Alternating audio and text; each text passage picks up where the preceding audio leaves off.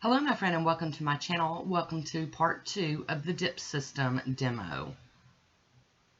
Okay, I have applied 3 coats of IMK's PLEs on this one nail. That's the demo nail today. I'll let each layer dry completely before adding the next one. And I know that they're all the way dry. Another thing I recommend you have at hand is a dampened dish or some acetone, a cleanup brush, and I will have woody, or also known as an orangewood stick. The other tool I have out is my pinchers, and this is what's going to help us keep that C curve. I'm going to show you how I do that, or attempt to show you how I do that. Now these kits, many of them come with a bond, and if you're doing this on naked nails, not a peel off, you would clean the nail really well and then apply a coat of bond. You could do 2 coats if you're just crazy like me and do 2 coats of almost everything. The next step is going to be the base, and this basically is glue. It's nail glue. This one is a very nice one though, so I'm going to break open my containers and get everything ready, and we're going to get started on this dip system experiment. Today I'm going to be using the Lifu dip powder from Model 1's. I wanted one of the bigger containers to play with today. I've already got some on me. So I will recommend that when you use dip powders, you kind of roll them around to kind of bust up the powders to not have them, you know, all compacted, because you don't want them like that. And that's why I keep a napkin out, is because I always make a mess with this. So I'm going to set that to the side, and we're going to go in with our first coat. Today I'm using the Kiara Sky System. Like I said earlier, I do have favorites. Now I like to brush much of the liquid off like that, so that it's not flooding my nails. Now you're going to want to go like 3/4 of the way up. I'm going a little higher than that today. Kind of losing track, you get stuck in bad habits, and that is what has happened with me. So I'm going to do that. You're going to want to cover the whole nail really well, and then dip immediately. Now you can dip like that, and on the next dip I'm going to show you dipping it differently. So there you go with the first coat. I'm going to let this dry for about a minute, and then I'm going to brush it off, and we'll head on to the next one. Alrighty, I've let that dry for a minute, and now I'm going to go in with my little fishy brush, a little soft brush, and dust it off, top and bottom, just because, you know, it's just how I do it. So there you go, it's all clean and ready to go for the next one. So on the next round of the base, I'm doing the same. I'm trying to get as much of the liquid off of the brush so that it's not too much. I'm going to go up just a little bit higher, but still not all the way to the top. Being very careful on the edges. If you get any on your skin, go ahead and get it with your woody stick or a cleanup brush and some acetone. Now if you get any of the color on your brush, I do recommend using your little paper towel and wiping it off, because you don't want to contaminate the color. I'm going to move that over so I don't end up putting my finger in it. And here is the next way you can dip. You bend your nail down this way and dip straight down. And there we go, we've got our second dip. I'm going to let this dry for either 30 to 60 seconds, and then we'll be back for the next step. Okay, now that is dried, I just realized that I'm using a color changing one. I wanted to use one with color so you could see, and I am brushing that down, getting the excess dust off. Very pretty though.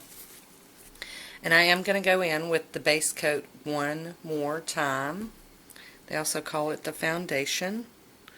Once again, I'm brushing much of the excess off, and this time I'm going up very near the cuticle and all the way down the nail. Being very careful on the sides.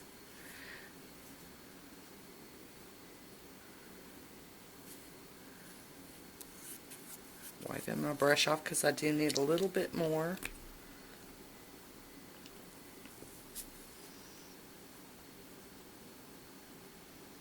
Being very careful on these sides because I don't want to get it all over my skin.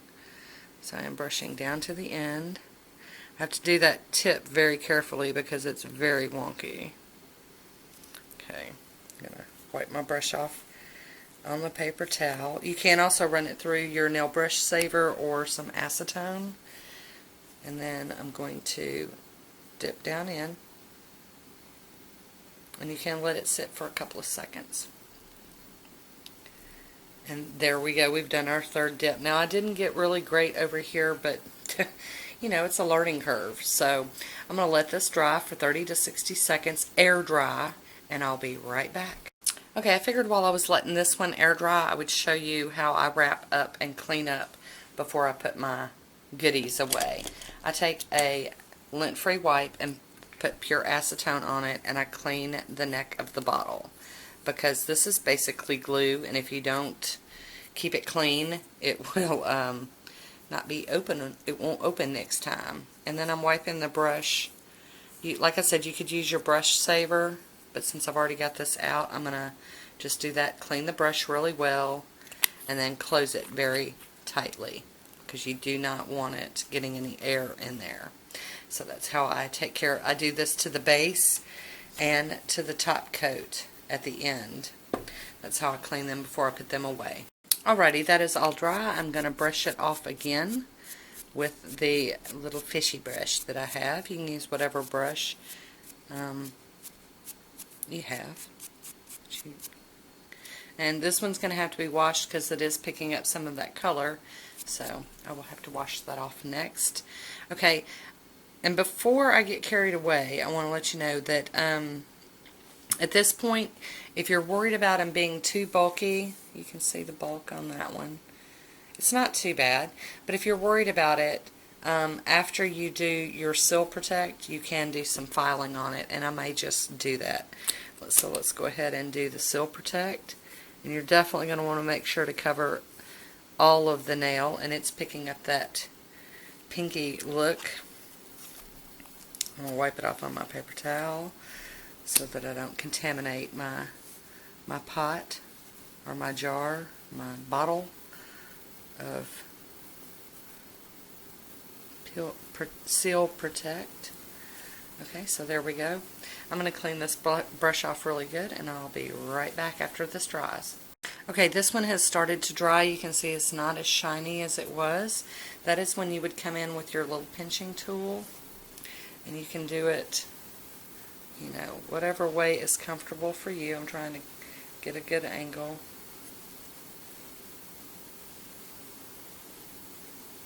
You just pinch it a little bit. Coming down a little further and pinch. And pinch. There we go. Now it did leave some little indentations, but I'm planning on filing this down a little bit, so I figured it would be okay. You might want to wait to do the pinching till later. You know, it's all up to you. So I am going to do just a little bit of buffing filing, because on the end it was a little jagged. I'm going to do just a little bit on the end. And I'm not really that concerned with how this one turned out. It's not too lumpy for me. So I am going to do just some light buffing.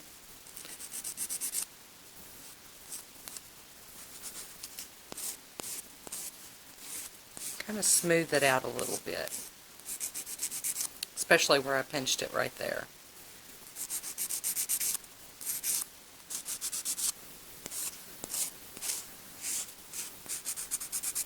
And depending on how thick it is, you may have to do more filing.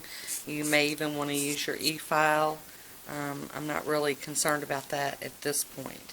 So my next step is going to be, I have a little container of alcohol, and I've got another lint-free wipe, and I'm just going to wipe it down to get any dust off of it.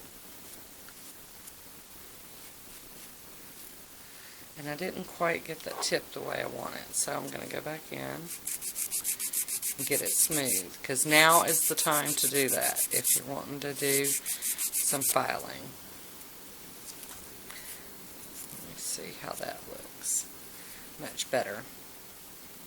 Get the fuzzy lint-free my hiney. That's not lint-free.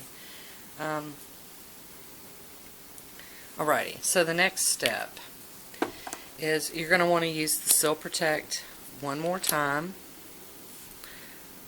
And I know it sounds like just a ton of steps, but they're all pretty quick when you do them, you know, boom, boom, boom, boom, boom, boom.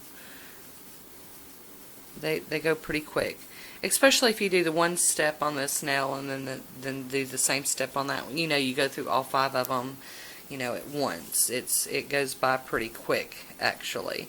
And they dry pretty quick, so that's another nice thing. Now, like I said, I have my acetone over here. I didn't have to use it for cleanup around my nail, but I do like to run this brush down in there and then wipe it off on a paper towel and then put it back in here and close that up. Now, I'm going to let this dry for about a minute or so before I top coat it, and I will be right back. Okay, now at this point you could decide you want to use a gel top coat that needed to be cured under a UV lamp, and that would totally be fine. Today I'm going to be using the Kara Sky top coat, and this is the number 4. And just like the other ones, I try to limit the amount of product on my brush, just so that I don't have a whole bunch of struggle bus issues. You want to make sure you cover it all the way, side to side. And it does dry pretty quick, so you're going to want to, I wouldn't say work fast, because when you work fast, that's when you mess up, but just try to stay on it, you know. I keep having to dip back in because I don't want to load my brush up too full with the top coat. So there we go. I am going to wipe my brush off on my paper towel and dip it back down in. I am going to go around the edges real quick with my cleanup brush. I like to go this way on that because it likes to roll down under my nails. And just get that cleaned up.